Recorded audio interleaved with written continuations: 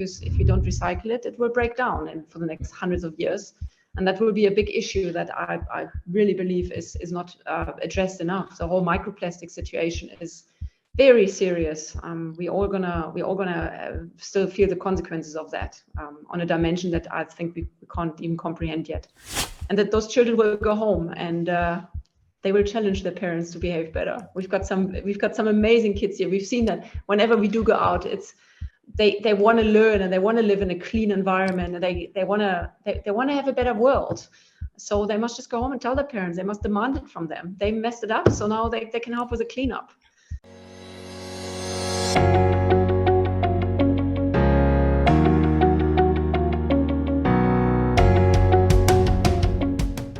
Hi everyone, I'm Petrus, and today my Monday blues are being rescued by some cute seal puppy videos. WorldView, of course, is a podcast where we explore everyone's perspectives on all things that can broaden our worldview. If you've watched any of my content so far and liked it, please consider liking this video, subscribing, and donating on Patreon.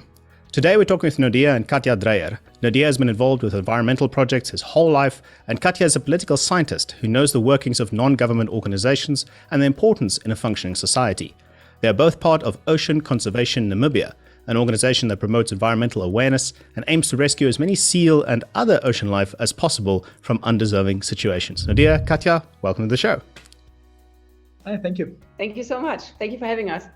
So, I think most people that, would either know already who you are or maybe coming from this video from what we've shared, may have seen some of the videos you've shared. I don't know how many videos, it looks like almost close to 100 since November 2019 about you saving basically seals from a wide variety of different ocean debris that they've been caught up in. And some of these seals are in pretty bad scenarios. You've got like quite nice wide range of variety of, seal pups to adult, bulls and females and so that have all been rescued. But just to give an idea of terms of, the organization itself, that the surrounding, motivation behind the channel and of course yourselves that you're uploading these from, what exactly is Ocean Conservation Namibia? Could you just give a summary of what the organization does in total? Yeah, sure. Ocean Conservation Namibia is basically more a bit of an initiative.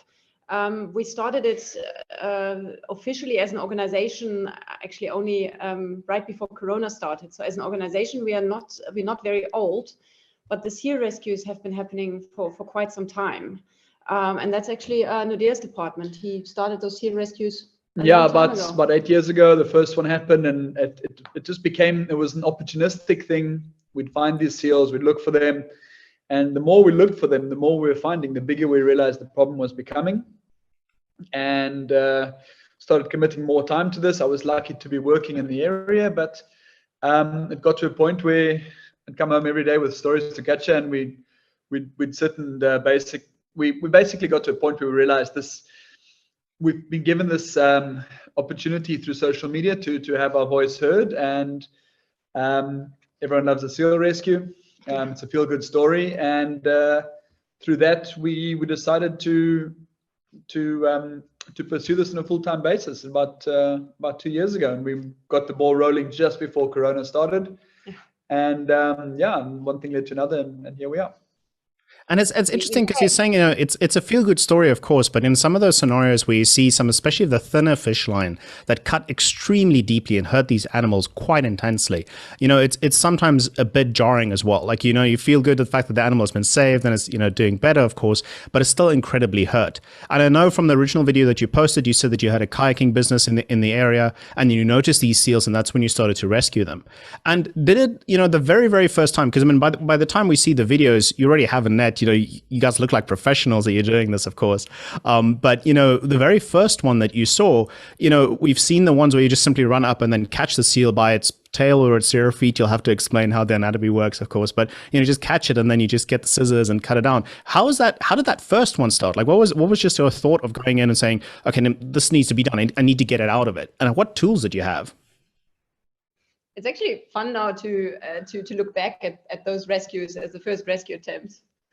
Yeah, well, basically, it was more it was just, let's say, more an animal, a compassion issue, seeing this animal in obvious distress, obvious life-threatening danger, Just realizing, like having grown up around animals and just realizing this can't stay like this. I've got to do what I can to try and get this thing out. So another guy and I, we saw this kayak, the seal in the water. We're on kayaks. We managed to grab this piece of net, pulled him out the beach. My line of work, I've always got a knife on me.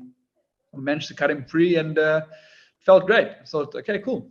Due to us, this thing is life has just been saved, and we decided to keep more of an eye out after that. And like it just became more and more. But yeah, the one thing that it was a massive turning point in my life without me even knowing it. I mean, the thing is, sorry, go ahead. There was a stage when it almost turned into an addiction. You know, we have a lot of things to do. We're really busy people, but Naude was always making time for a little quick trip out, even when a lot of other things were supposed to be done. And it was also this feeling, if he didn't go out, there's nobody else who will actually step in and help those animals. And we knew if he doesn't go out, they will be there and they might never come back. We might never get a second chance. So it was let's just quickly go, just one more. And that's like a drug. Yeah, really, yes. like a drug. And we always say it's a quick solution to a complex problem, because this feel-good situation is right there, while obviously creating awareness for the bigger issue. But right in that situation, you've actually made a difference, because with just this tiny little cut that it very often is, an animal really gets a second chance, and that is a very, very addictive feeling. So we were just lucky. Naude has always been good about recording this with his camera. He's always had his camera on him, and luckily he started posting everything on social media, because that's essentially, without an agenda behind it, without knowing where this could actually lead, he just sort of increased his followers. And I didn't even know what he was doing there, because I wasn't actually on Instagram even. I didn't know. I had no clue that he was posting that. I was aware of the rescues, but not the social media side. And then that's basically what got this whole thing started, because people took note of, they noticed it from all over the world, and they wanted to support it. And then we felt, okay, maybe Force is actually big enough to warrant an organization. Maybe people are happy to help us do this. And the good news is that there are really a lot of people out there who are willing to support this. We wouldn't be able to do this if it wasn't for such an overwhelming support from everywhere. Yeah, and that's the thing, is the immense amount of support. I mean, we see so many people, at least in the comment sections and on social media, from what I've gathered, that are volunteering. You know, they want to get involved, they want to help you out, and you have such great teammates that you work with. You know, of course, I think there's Denzel. You know, the Flash man. That man's really quick as well. You know, you've got Wally. You know, you've got Tony as well. You've got all these group of people that are helping you out, and there's more people that likely would like to help out, especially when they see these type of videos and this group following.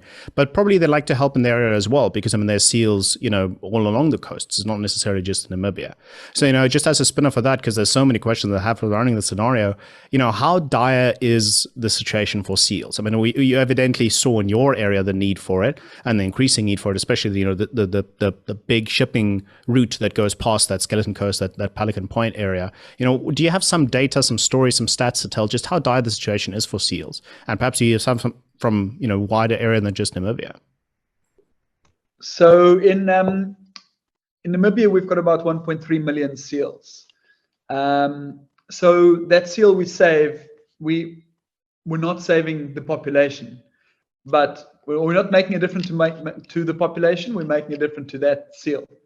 Like I just said, we were trying to mitigate human inflicted damage. Now, you asked for stats.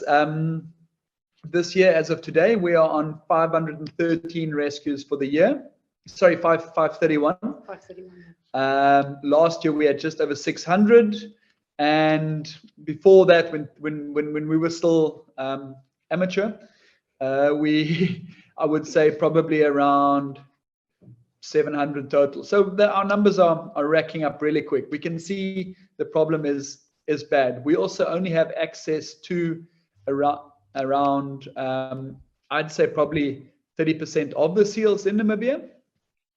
So it's not to say, it's also the Walvis Bay is the only big colony close to port. But Cape Cross, where we get just as many entanglements, you're 200 kilometers away from port. So at that rate, the problem should be really, really dire. So we always wonder what happens to all those seals we just don't have access to. The same in South Africa. We did a bit of an outreach trip in July, Antoine and I, and in Hout Bay Harbour alone, we saw heaps of entangled seals. We managed to catch a few up on the west coast, in the Lambert's Bay on the Bird Island. Found a bunch of entangled seals immediately, sort of got there and saw 6 or 7, but there's very strict regulations there. Namibia doesn't have as strict regulations, luckily, and everything needs to go through very official channels in South Africa. So we'd hope to be able to get up and do some work there, but it's not just, they can't just sort of allow anyone to go into a sandparks park and do what they want. With us going in there, if they set the precedent, then it can become total chaos. So I understand that, but we're hoping to be able to get some more work done there. Yeah. As you said, safety is paramount. I mean, I know, for example, some of you have already been injured by this, but of course, for the seals as well, people that are, inexperienced in doing this might actually, in some cases, also cause perhaps even more harm if they're not doing it correctly. Is this something that you perhaps, I know we will get to the education and the awareness talk later, but in terms of rescuing seals specifically, organization, is this something that is done through training? Are you trying to get the organization started up so that you have access to areas like sand parks? Exactly how does the organizational element, tie in? Because I know from the first video you didn't even have the organization started up at that point yet. No, so our organization came much later. There is no Seal Rescues for Dummies book out there, unfortunately. We just completely winged it, figured it out along the way on our own, learning by burning a lot, and managed to, there was an organization, so NOAA, the animal seal rescue guys from the States, somebody contacted me from there. Jeff, he does similar work with seals in Seattle, and he sent us one of their old beaten up nets, and this was an absolute game changer. That allowed us to firstly be a lot safer for the seals, safer for us, and suddenly catch much bigger seals, not just seals that we could only catch by hand. And basically it increased our rescues tenfold, I want to say. So that was our biggest game changer moment. And with that, we've now, with trying to pay it forward, we see the importance of these nets. They're not cheap. We have them made in the States. They're custom built to our specifications now. And we did hand a net over to the Hout Bay Seal Rescue Center with a bit of training on how to use this effectively, and I'd love to be able to empower more organizations to do that. So these organizations are, sorry, go ahead. No, wherever you go, there's different terrain, seals behave differently, so a little bit of a local element will always have to go into that. But we've got, our nets work very hard, but just because we are deciding we're moving on to the next one, that doesn't mean the old net is out of order. And that's always the idea when we've got nets to pass them on. Even if they're just used for a handful more rescues, it's still better than rotting away in our garage.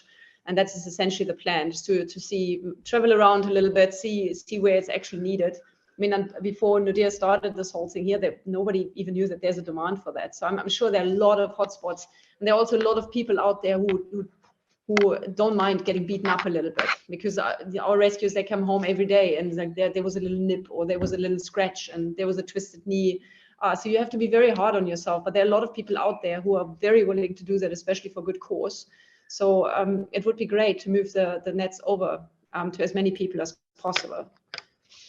And you don't just need one net. I mean, I've seen a couple of scenarios, especially with the bigger seals, where you actually specifically needed two. It was really good that you had that backup net available to be able to complete this. And if you didn't do it, it would have probably gotten away. So there's this scenario where there's so much more tooling required than one might think in the first place. Absolutely. Yeah. If we go in at Cape Cross, we're expecting more than one rescue in a run.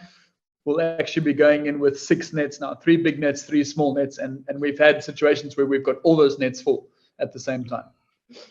That's got to be very, very intense. I could just imagine, having the team split up, and then especially see you, capturing the smaller ones, and then that person running over to help with the bigger ones. So it really is a coordinated team effort. There's some extraordinary strategy, and goes away that the way people, get to know how these things work, and especially for the organizations, I think that might be something which is also equally important, making sure that these teams worked well together in a way to get the maximum effect out of it. I just want to talk a bit about the story specifically. I mean, there's been so many that I recommend people just, especially if they just want to have an uplifting video to watch on your channel. But the ones that are actually the most interesting to me is that you'd think that after, having rescued so many seals, like hundreds of seals that you've mentioned, over 500 every single year, you'd think that a colony would after a while kind of start to recognize the work that you do in that scenario. And we've seen some videos of this where it kind of like alludes to it, where a recapture that you did kind of immediately changed her reaction towards you once she realized who you were. And there's an idea, there's a hope that they do recognize you, they do recognize the work that you do. Are some of these stories things that stick with you, or is it more, just the ones that are really bad that you then see are healthy again that really stuck? No, we all have sort of our favorite rescue. Everybody's got a rescue that is really a little bit more intense than the others, and it's often for very different reasons. I was just saying that on our last live Q&A. My favorite rescue of all times was the soccer net rescue, because it was right in the beginning when it's an old video from last year, March or April. And I remember that it was just with Tony, we were driving on the beach, and there was this big bundle of net with a seal in it, and we were driving past, and it's like, oh, it's dead, right? And we were like, oh yeah, ugh. And just we were past it already, and just in the rearview mirror, we could see a tiny little bit of movement, and it was absolutely amazing how quickly everything was up and running, and how everybody stepped in, and the excitement to get there on time. And even though she was a bit thin, after a lot of cutting through this nylon, see her jump back into the water and jumping in the waves just to get this itch off her skin. It was like, for me, it was really a rescue that stuck with me. It was a really nice one. Oh.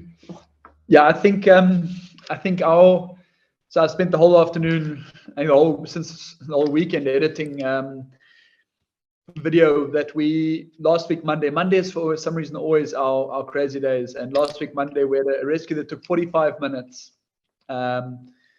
Big seal, 2 big fish hooks, one in its eyelid, luckily not to the eye, another one through its tongue. Very big seal, and just the most intense. And I always say, oh, this has been the most intense rescue, but this really was. Like, we were so physically, emotionally drained after that. It was a really feel-good rescue, and people always think like, but funny, because I like the rescues that are really, when the seals are really aggressive, angry, and that means that these guys still have fight in them. Those are the seals that are going to, especially the ones that you don't think are going to be so strong and angry, the thinner ones, the ones that can still fight back so much and really make us work for it. Those are the ones that are going to survive. They've got that fighting spirit. They've got enough energy still in them to go back there, fatten up again, and survive. So those are the ones I like to deal with.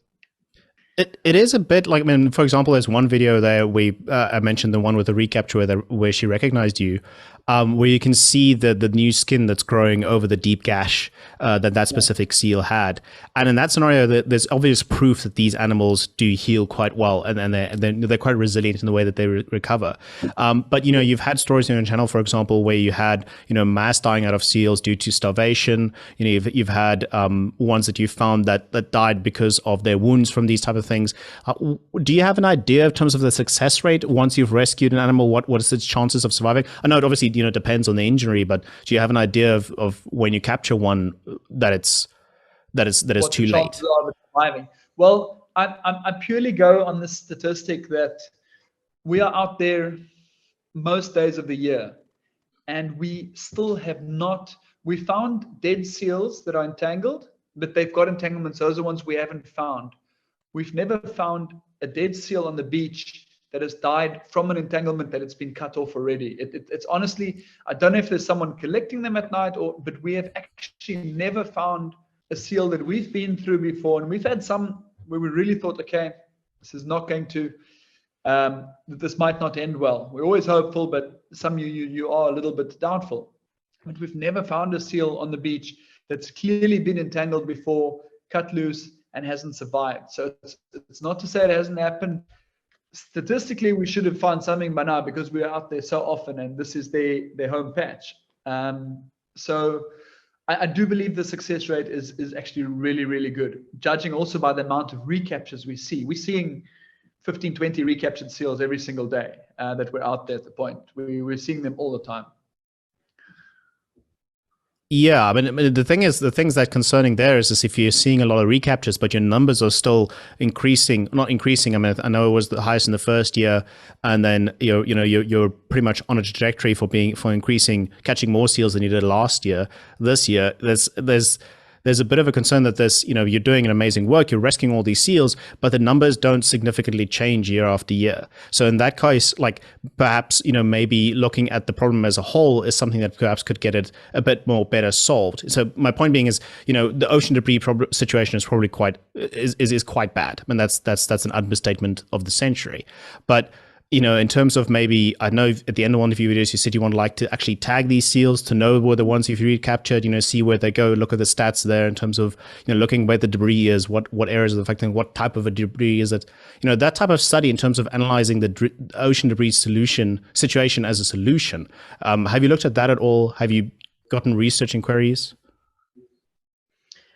We are keeping, Tony does that. We're keeping track of all the rescues. We're keeping track of, the age of the animal, the severity of the entanglement, the kind of the entanglement. So we do have all the data. And any scientist who's interested in taking this further can just contact us, and we're happy to just give all the information out. We're not sitting on it, and we want it to be used as much as possible. The same with our pictures. We're sitting on amazing footage. We always say we're giving this horrible situation a really cute face. So it's great. It's great for awareness, because we are not. None of us are scientists. So we can't do the studies. We can't take it further.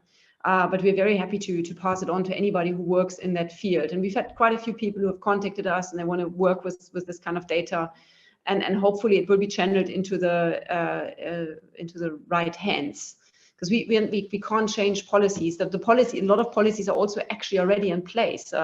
This marine littering is completely illegal. Nobody's allowed to do that, and nobody cares. They'll just do it anyways. So there's no enforcement. So there's no political will behind enforcing the situation, and that is really difficult. And especially with entanglements, you just need so little plastic to cause so much damage. It's very difficult to really stop that, to really change that. We are working on a small scale, obviously. We're working on our own little solution here. We've got a very active fishing industry here in Namibia, and we are sort of moving a little bit into recycling, and we want to specifically target the fishing industry.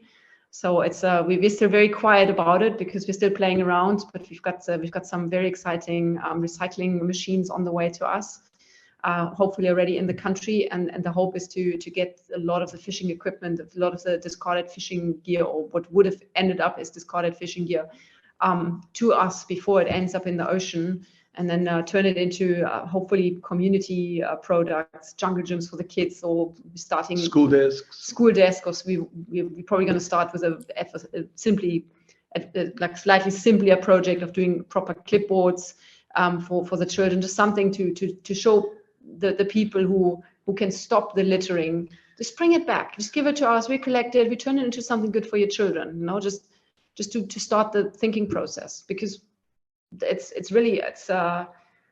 are no rules out there at sea. Everybody throws everything around, and nobody stops that. It's really not an issue for the people who are responsible. That needs to change.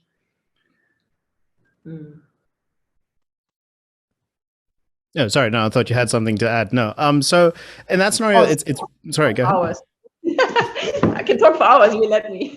The thing is, it's really interesting because, I mean, one of my next questions would have been, what is the pragmatic approach to this? So, of course, most people would say, why are these people discarding this waste into the ocean? It's terrible. There should be regulation against this. Oh, there is regulation against this. Okay, but it should be enforced. It's like, okay, how practical is to enforce this? There's a lot of questions in terms of how this actually goes about being done. Like one of these ways is actually starting it before it stops, like you suggested. A recycling, action actually incentivizes people to not throw it into the ocean in the first place. Is there other pragmatic ideas of going about this? Because, I'd imagine, obviously speaking from a complete layman's terms, I'd imagine the debris that gets sent to the Namibian coast isn't only from Namibia. So it doesn't matter if Namibia increases enforces the laws, or perhaps even incentivizes fishing as well. I'm assuming that gets debris from a different side as well. What are the pragmatic approaches on a larger scale in terms of being able to solve this? Is it trying to get every country to be involved as in recycling as well, or is it education? Have you looked at that at all? The recycling is just treating right now very essential, but still treating a symptom. It's to get to the root. Education very much too, but at the end of the day, it boils largely down to economics. People need to be held massively accountable. Imagine, I always like to think a perfect scenario would be a ship, a fishing boat going out to sea, gets checked before it leaves. It has, say, 500 tons of net on board. When that boat comes in again, if that boat does not have exactly 500 tons of net on board, there are massive fines for every kilogram that are unaccounted for. Same with fishing lines, same with hooks, anything, fishing straps, the straps that are such a big issue for us. And there just needs to be stronger laws and much stronger penalties in place. Again, this is a very idealistic approach, because to enforce that is so difficult, but it's education, unfortunately, yes, for our next generation, absolutely. I do believe kids are a lot more receptive to educational outreach, but for the old fisherman, his life doesn't change whether he brings that piece of line home or chucks it overboard. So unfortunately, I think economics are going to be the final say there. I mean, I mentioned education specifically because I know that your organization also focuses on teaching, youth correct environmental practices and environmental habits. What exactly does the organization do in terms of the education and the way that it's involved in that area? Well, at the moment, too little, but that is very very much the result of the Corona situation. So it's very difficult to reach out when you're not allowed to go anywhere. Namibia has been hit very hard with Corona, and people have gotten very sick here. We had a very high infection rate, so that has restricted us a lot to what we're doing right now, Zoom. So we've done, Naude has done quite a few online classes with kids actually from all over the world, which is really interesting and a lot of fun to do. So that's great. But the plan is very much to go out here, and not just to beach cleanups, because it's the same thing. It's just, again, treating the symptom. We need to go much further and prevent all of this from happening. Namibia is a country where it's really normal. You drive down the road, you've got a car in front of you, and the car they open the window and just chuck a takeaway container out of the window, and nobody seems to think that this is funny or weird. It's normal. So you have the exact same attitude at sea or anywhere else. And that is a big problem. So that needs to change, and that obviously starts at a very early age. So it is our plan to work a lot more with the schools and go in there right from the beginning, especially when our plastic recycling machines are here, and teach everybody that plastic is not just cheap, it's also a really important resource, and the way we're treating it is horrible. We're going to run out at some stage. And what we've got out there, we might as well recycle that, because if you don't recycle it, it will break down and for the next hundreds of years. And that will be a big issue that I really believe is not addressed enough. The whole microplastic situation is very serious. We're all gonna still feel the consequences of that on a dimension that I think we can't even comprehend yet. So yeah, we've done a couple of beach cleanups, a couple of Zoom sessions, and as soon as we can, we wanna really go out there and catch the kids while you can still educate them, and that those children will go home and they will challenge their parents to behave better. We've got some amazing kids here. We've seen that whenever we do go out, they want to learn and they want to live in a clean environment, and they want to have a better world. So they must just go home and tell their parents. They must demand it from them. They messed it up, so now they can help with the cleanup. So we can utilize all that power. So yeah, and they're incredibly motivated as well. I mean, these children, if you think about it, sorry, go ahead. I'm saying the kids are so receptive to it. We've had nothing but amazing experiences with these kids. Wherever, whether it's at schools, on the beach, anything, can be horrible weather. These kids are so pumped to go and clean up, and yeah, it's a pleasure to work with them, and you really hope that by driving this in enough that it goes home and that it spreads out. That the kids of the future, it's their planet that our generation is destroying. So yeah, and it's like I said, I mean, it's got such a huge effect, because I mean, definitely there's an educational element in terms of littering, and looking at their caring for environment in the immediate sense. But in the futuristic sense, a lot of these kids that get proper education are also perhaps going to be the scientists that develop the new biodegradable plastics, for example. Solving it on a slightly of a bigger scale in terms of providing opportunities for these children and looking forward in terms of their their progress. What have you observed? Non-government organizations and specifically governmental involvement, especially in non-profit organizations, looking at providing these type of opportunities for these children that are so motivated to change their country? Yeah, that's difficult. As an organization, what the participation within our organization is very difficult. We get requests every single day. People want to volunteer and they want to come along, and I understand that, but we have to be very careful with the motives, because we've got such a huge social media reach. People are looking for quick fame. They're looking for that moment when you are out there and you're cutting off that entanglement, and that the seal runs wild and free, and that everybody's looking for this feel-good moment. But the truth is that there's a lot of work that goes into this, and it also gets very, very dangerous. So volunteers at this stage is unfortunately not an option for us. Our rescue vehicle is full. We can't take extra people out there. Every single extra person adds so much stress. And also the other thing is, you've clearly watched a lot of the videos. It gets very scary out there, and we can't get to a point where we have to, rescue. Okay, today we're only doing the small ones because we've got a volunteer with us, or we're getting somebody that we literally have to babysit out there and make sure that nobody is taking chances or doing dangerous things.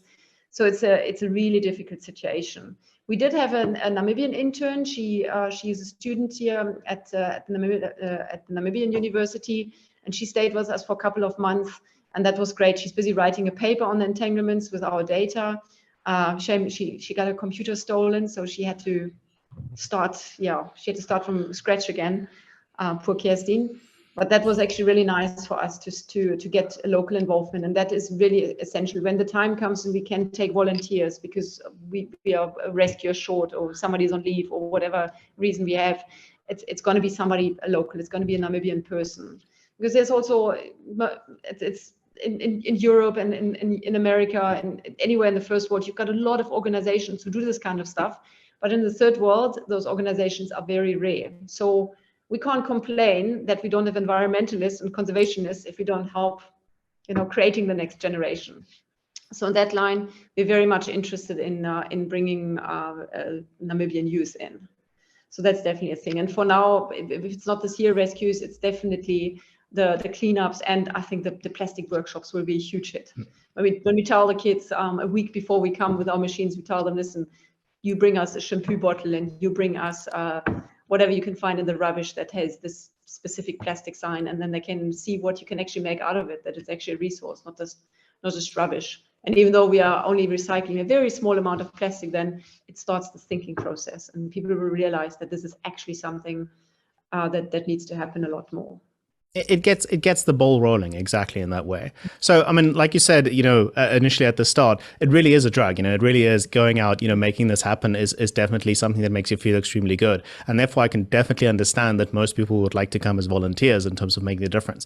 But for those that are motivated, that do have the good intentions, how can they realistically and possibly support Ocean Conservation Namibia and other organizations like in their area? Because I mean, there's, like you said, there's a lot of conservation companies and organizations and charities, and people want to make sure that they help the ones that really make a difference. And in your case, you're extremely open and broad about this. You can see the videos, you can see the work that you're doing. So it's easy to be able to support you. So in what way is the best way to support you then if they couldn't be volunteers?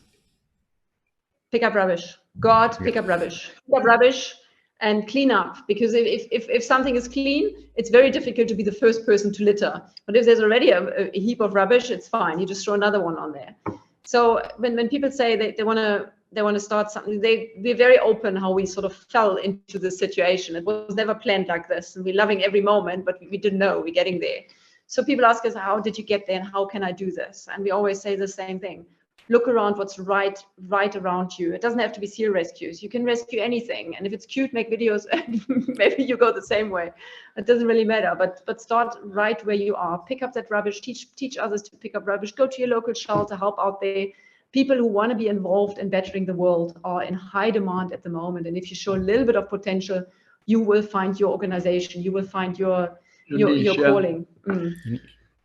Exactly, yeah. Well, I mean, that's really helpful. Go ahead. No, I'm saying, like I said, you can really, wherever you are, big city, small town, there are animal shelters, there are places you can find a little piece of forest, go walk in there. You will find either clean it up, or find an animal in need. But there's always, if people want to help, you can start with their own surroundings, build up from them, and you will be able to find your way to make a difference. Well, I just want to say you're definitely way too humble, so I'll just say it for you. Please, by all means, for all of those who are watching and made it this far, go check out their YouTube channel if you want to feel great. And then, of course, check the links in the description below that, follow them on social media, and then look at the donation links. They often provide some sort of way in which you can financially and meaningfully contribute to the work that they do, and of course, the companies that they support as well. So definitely in that regard, go check them out. It just feels great as well, and looks, it feels good to see good work being done as well. I just want to give you a last opportunity. If there's anything you want to add, anything you want to plug, anything else you want to say? Just a thank you, actually. A thank you for everybody who's actually supporting us by watching the videos, by sharing it, by sending us emails to support to support what we're actually doing. We wouldn't have been able to do what we're doing if it wasn't for so much support. And on a very personal level, there's so much horrible stuff happening all over the world. But like from our side, we're living in a complete bubble, because we're seeing the positivity that's coming our way in spite of dealing with horrible entanglements. We see how much demand there is to better this world. There's a massive drive towards protecting the environment at the moment, and I think we are a symptom of that. We have so much outreach because people are craving this, and this is making us incredibly hopeful. We are living in a time of like an awakening consciousness, especially when it comes to or like a shift in consciousness. Basically, worldwide, people are becoming more environmentally aware of their surroundings, aware. People like Greta Thunberg and Sea Shepherd and things are just hammering this on us all the time, that we are in trouble unless we start making drastic change. And there is this global shift right now. So it's an exciting time to be alive. It's really nice to be a part of this change. And we really just hope that this gathers momentum and that people don't get distracted by celebrity breaking a toe or something. And we need to get this. Now's our chance. People are listening to get this ball rolling. And we need to act before it's too late on a global scale. Yeah, like you said, luckily, if you rescue, if you help something and it's cute, take a video for awareness. Luckily, cute videos garner almost as much attention as celebrity breaking a toe. So in that regard, we've got something going for us, at least in this project. But from my side, thank you so much for taking this opportunity, talking to us, and explaining some of the nuances of the business, that some of the realities of the business that people might not have looked at before. So I mean, the core message is make a difference in your area. Just start today. If you feel you have a motivation, just start doing it as well. So thank you so much from our side. And if you've made it this far, of course, and if you believe in the message that Naude and Katja are sharing, please by all means share this video. It obviously helps us out as a YouTube channel as well, but it just shares their perspective with this world. So thank you so much for watching. This has been WorldView.